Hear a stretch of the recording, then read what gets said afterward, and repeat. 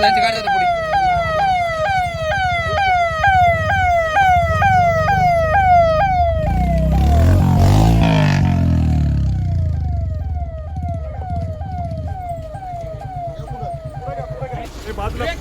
आपले कार्यकर्ते बाजूला सरकार थोडं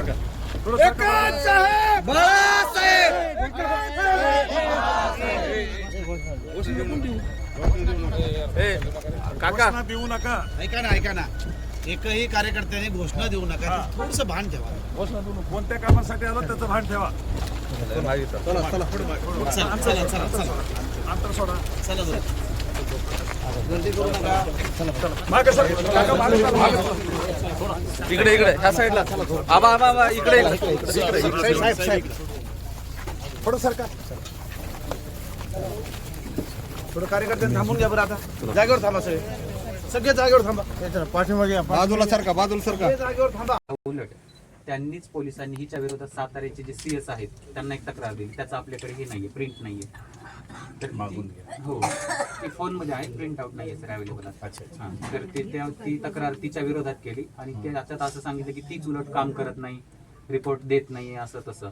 की आरोपी जेव्हा फिट असतील तेव्हाच ती फिटनेस देईल असं नियमानुसार आहे.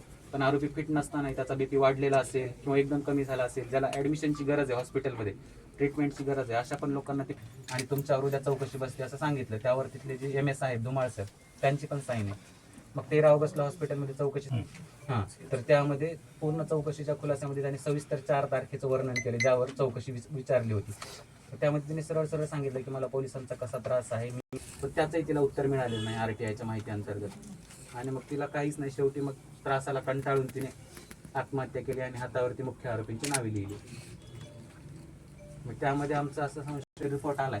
त्यामध्ये फक्त कॉज ऑफ डेथमध्ये ॲस्पेक्ट ड्यू टू हँगिंग एवढंच मेन्शन आहे. टाइम सिन्स डेथ वगैरे असं काही कुठल्याच गोष्टी मेन्शन नाही आहे. तशी क्वेरी आम्ही मांडली आहे. त्याचा नवीन रिपोर्ट तुम्हाला मिळेल असं कळवलं. शोकिंग किती मिनिटं आहे त्याच्यावरती होईल.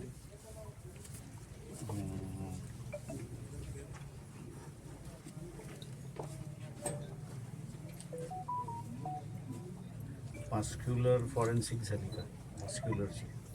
त्यांनी मी तिथे नव्हतो. त्यांचे आम्हाला त्याचा ऑटोप्सी रिपोर्ट फक्त म्हणजे तेवढंच फक्त आम्ही तिथे गेलो होतो तेव्हा दाखवला. तर दिला वगैरे नाहीये त्यांनी. नाही कसं असतं की 2 गोष्टी आहेत. हँगिंग मीट आहे मला मसल्स जे आहे ते रप्चर करायचे. तुम्हाला माहिती आहे प्रोटिओलिसिस वगैरे झालेले त्याबद्दल. पण ते आणि नंतर विसरा वगैरे सेंड केलं केमिकल अनालिसिससाठी एवढं सांगितलं. अनलेस पॉइझन असेल तेच तरच येणार.